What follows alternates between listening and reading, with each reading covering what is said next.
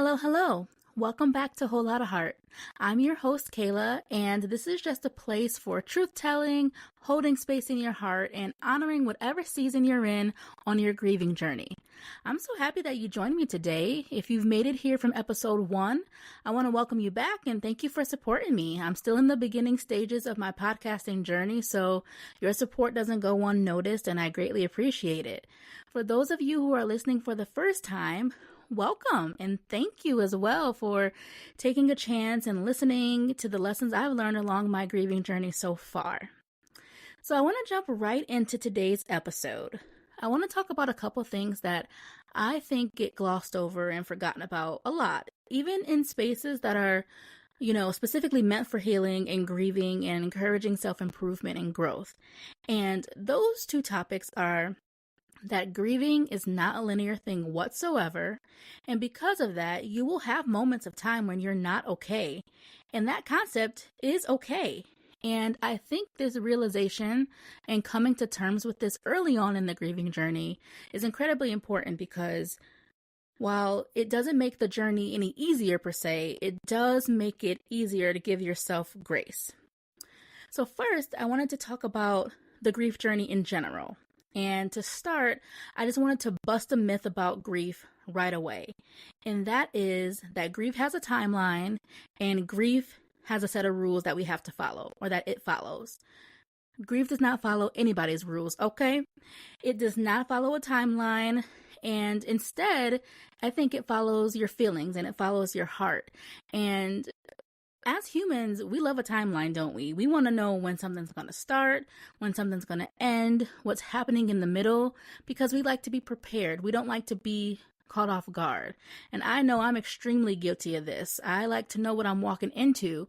So grief in itself was very much off-putting for me because waves hit when you least expect them to.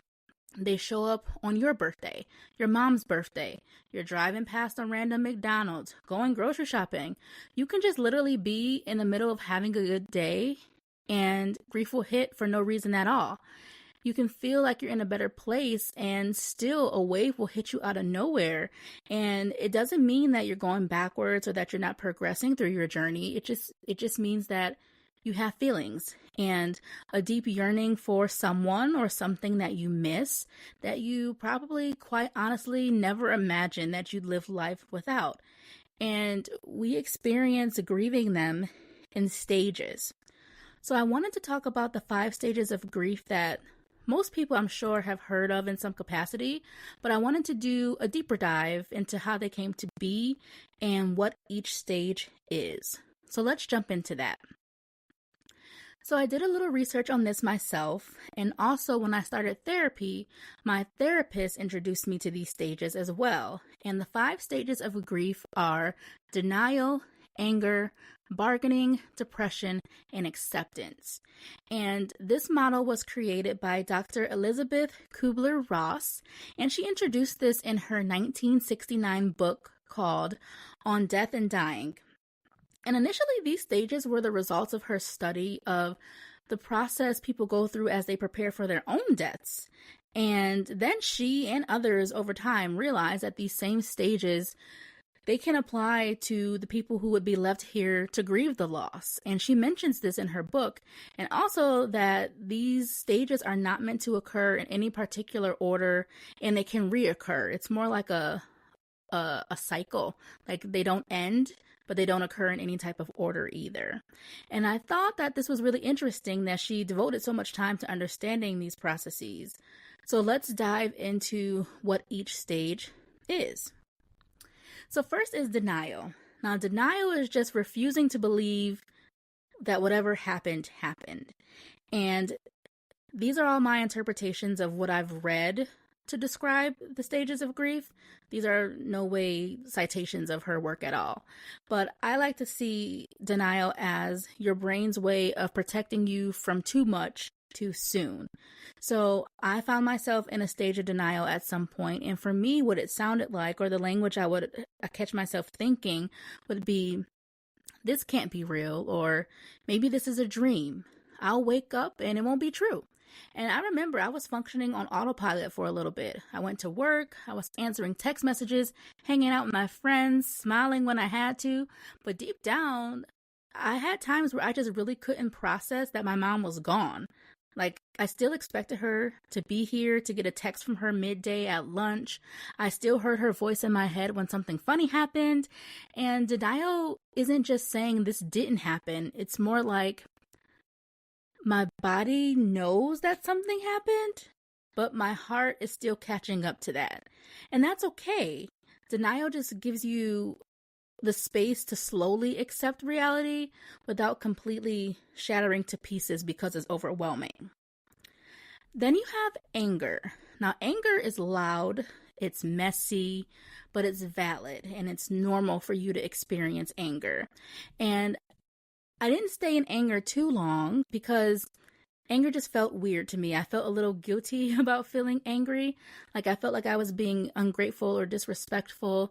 And, if you know me, I'm bubbly, I'm warm, I'm friendly. So anger to me was the complete opposite of my personality and my demeanor. So it just felt not like myself. But let me tell you, when I was angry, I was ticked off. I was just mad at the world.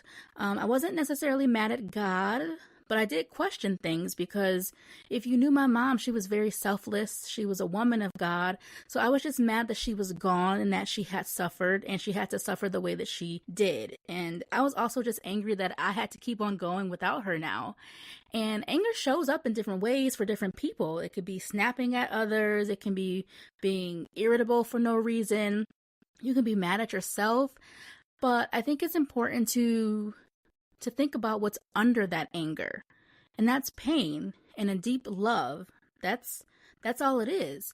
And it's a pain that can feel like it's too big to hold in quietly. And I think that anger is your heart just saying, this hurts me so bad, but I don't know what to do with all of this. And my advice would be to just let yourself feel it. Scream into a pillow. Rage journal. Talk it out with someone safe, whether it's a best friend or a therapist, but you don't have to be calm to be healing. And I think sometimes we mischaracterize healing with a sense of calmness and peace, but it takes some time to get there. So you can totally be angry and still be on your way to healing. Then there's bargaining. So I view bargaining as like trying to negotiate what just happened. It's the what if stage. What if I had called sooner? What if I had said I loved you more? What if I prayed harder? And it's also the if I do this, I won't feel this anymore kind of thoughts. So for me, what that looked like was if I stay busy, maybe the grief won't catch up to me. It's really our brains grasping for control in situations where we didn't have any. We had no control over everything that was going on with our mom. And it just gives us a little sliver of something that we can take accountability for. And bargaining is also just, at least in my opinion, it was the more painful phase because it wraps guilt and regret into that. And it's hard to get out of it. And I remember having, guilt and regret because in hindsight, and they say hindsight is always 20/20, in hindsight, I was recalling different signs of my mom's situation worsening, but in the moment, it didn't seem different. And I just always think, well, if I had said something or if I had noticed, that could have been the difference of her being here and her not. But I had to learn that the idea that you did the best you could with what you knew. I'm not a doctor. I've never had to put anyone through chemotherapy at all. So I didn't know. So I did the best I could with what I knew. And my love for my mom was enough. And this is hard to accept, but I had to accept it, that no amount of bargaining will change what happened. But offering yourself grace can change how you carry it and how you navigate this stage. Then there's depression. Now, this is a heavy one, and it's a quiet one. This is the stage where I don't want to get out of bed today. It's the phase where everything feels kind of gray. even things that you used to love to do or experience. For me, I didn't stay in depression very long, but when I did, it felt like feeling disconnected. Like I could be in a room full of my friends and my family. I could appear to be having a good time, but I was feeling very alone. And depression and grief, it isn't always, deep sobbing uncontrollably. Sometimes it's just numbness, it's exhaustion. And it doesn't mean that, you're broken or you're doing this grieving thing wrong. It just means that your heart is trying to recalibrate after something unthinkable. Remember, I said, you didn't imagine you would ever have to live without your loved one or something that you loved. And now that you are having to live without it, your whole equilibrium is off. And if you're in this phase, please know it's okay to ask for support. You don't have to carry this alone. And whether that support is a family member or a professional, there are tons of resources for you to get help so you don't have to stay in the depression phase too long. And finally, there's acceptance, but not like the acceptance that we think. It's not like, yay, I'm healed. It's not like that. Acceptance isn't about being okay with what happened. It's just about accepting that it did happen. It's learning to live with the grief instead of fighting it. It's allowing joy back into your life without feeling the guilt. I remember I was very guilty, going out to dinner with my friends, having a good time. How can I possibly be doing that when I just lost my mom? It's about laughing again when you feel like you're betraying your person. It's carrying them with you and not leaving them behind. Now, for me, acceptance looked like honoring my mom in small ways. She was a very simple person, so the small things really counted for her. So lighting a candle is one way that I honor my mom. One of her favorite scented candles from Bath & Body Works is mahogany teak wood. Now, I will say mahogany teak wood is a little strong for me sometimes, but I love to light that candle every now and then because it just reminds me of what the house was like when she was here. It makes me feel good. Playing her favorite song makes me feel close to her. Sometimes I just talk to her out loud. Like if I would talk to her about anything, I just talk. I know she's not answering me, but it makes me feel close to her. And another way that I honor my mom is starting this podcast. I know that she would appreciate that I'm doing this to help others and to help myself.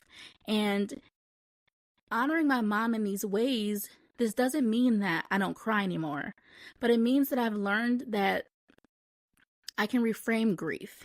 And I see it now as grief being a part of my story, but it doesn't have to define the whole story. It doesn't have to define every chapter.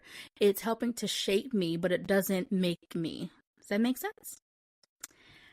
So yeah, those are the 5 stages of grief. And like I said, you can experience these stages in any order. Grief is not a straight line. It loops, it spirals, it circles back when you least expect it.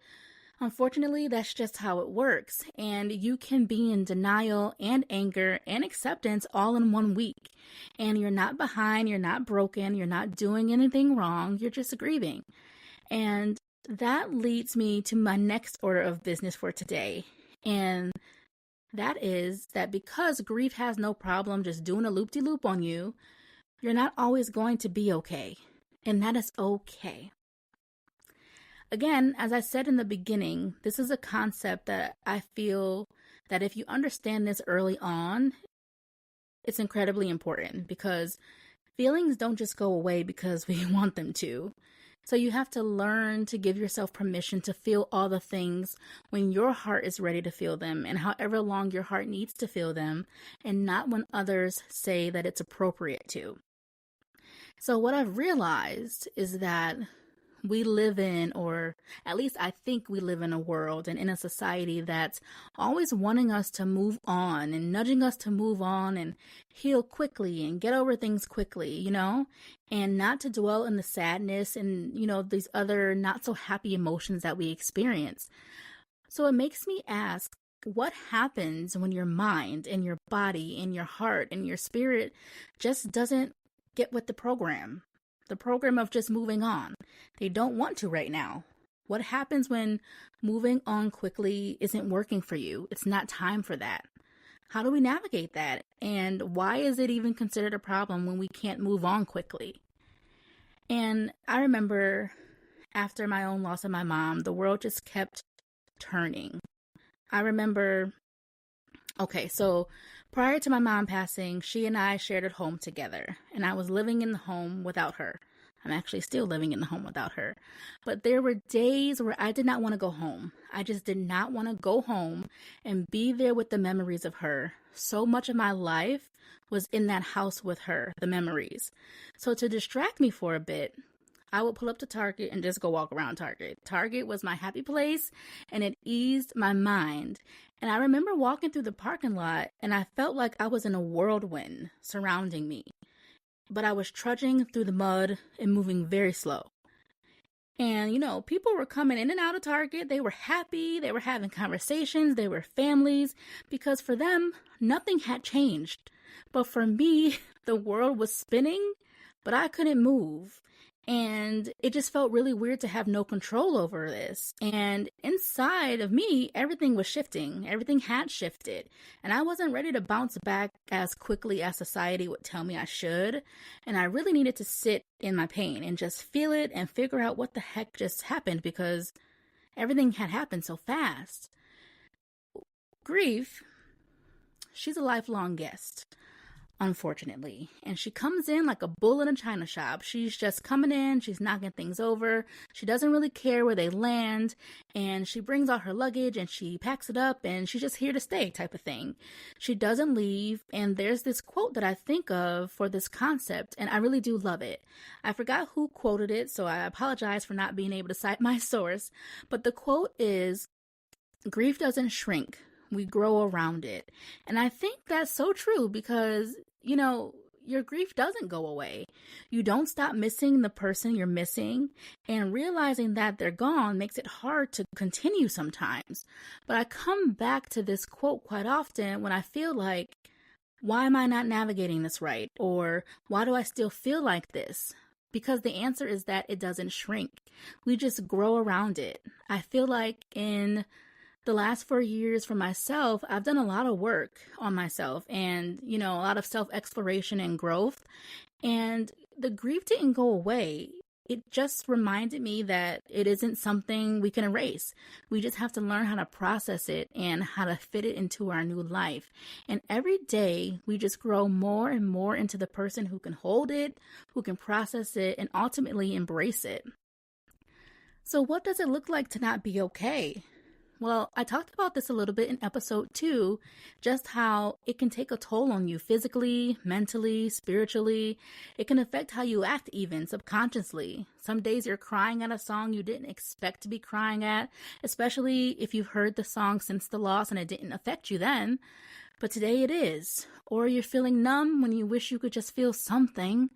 It's canceling plans even when you really want to hang out with your friends, but you don't have the capacity to. It's really like feeling like a stranger in your own skin, and it's messy. But what grief isn't is always being okay. And that's not a sign of failure or inability to cope or anything like that. It just means that you're human. And I like to think of it that it means your heart once loved deeply, and that it is still capable of that. And that's a beautiful thing and a beautiful reframe, that your heart once loved deeply, and it can love deeply again. And that's what really matters going through this journey. So if no one told you before, this is your permission from me that you're allowed to not be okay. So please release everything. You don't have to pretend, at least not here with me, because I'm going to tell you, I'm not always okay.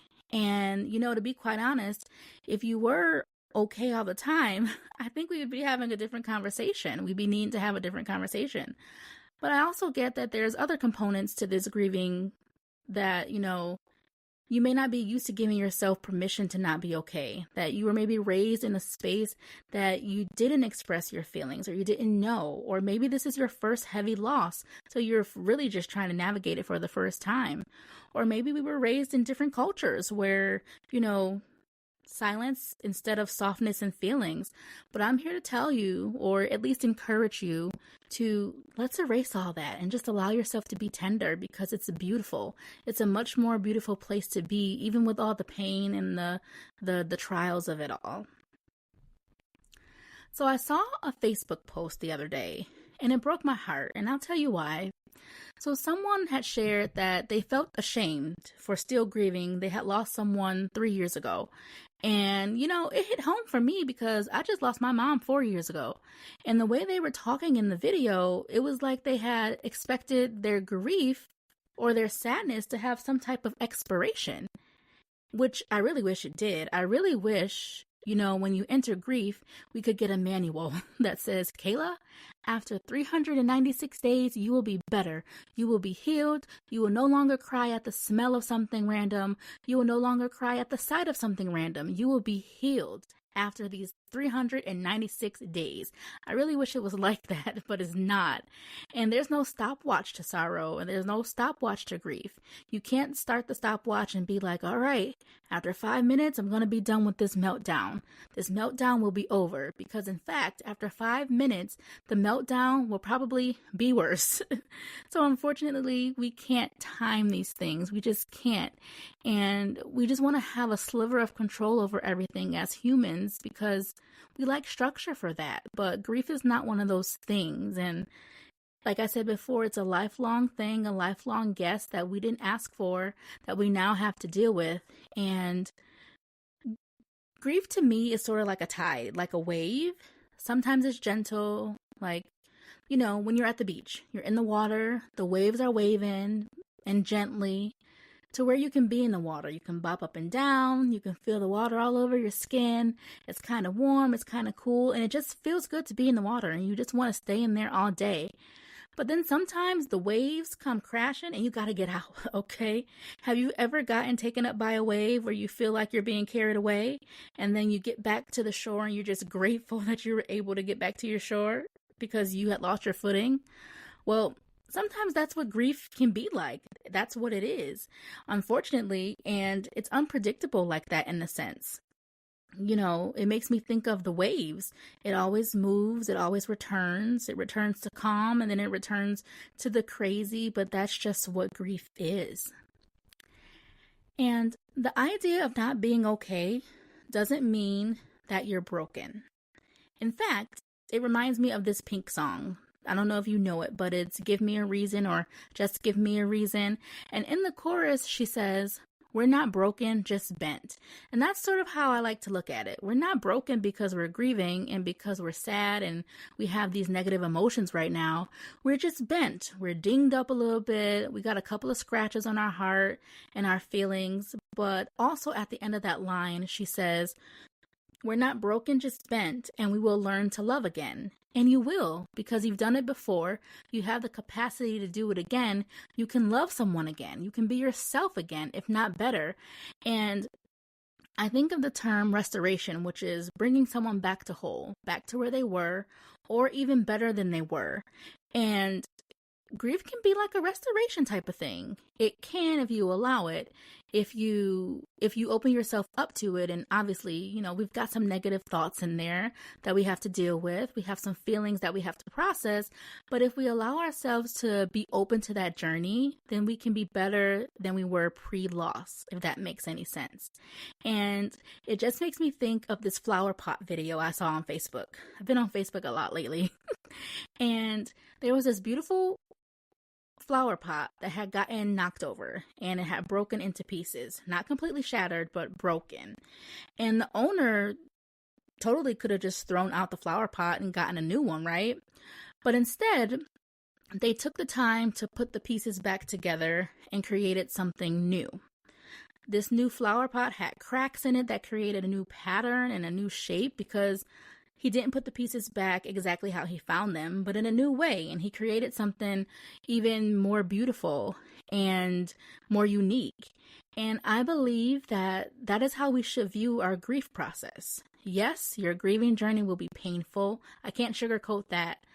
but it gives you depth. It gives you a texture, a uniqueness and we can take those pieces and create something new, something even better than it was before, and something that no one else has or can replicate.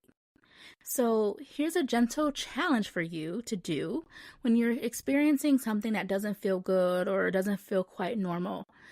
Just start to take notes and start to keep track of what you feel like and how you process those things. Maybe that's your time of not being okay, and that's okay. You can learn how to handle those things. And just remember, there is no pressure to grieve perfectly. You don't owe anyone a clean, tidy version of your grieving journey because guess what? It's yours. It's not theirs.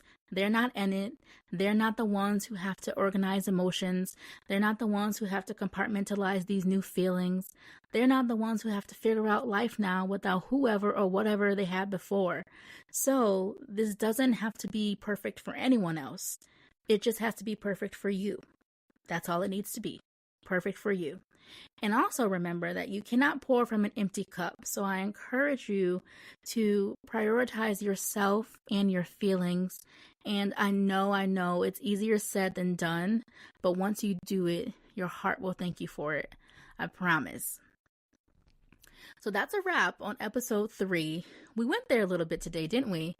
And I just wanted to say thank you for holding this space with me. If no one told you lately, you're doing a beautiful job just navigating something that has no map or no instructions.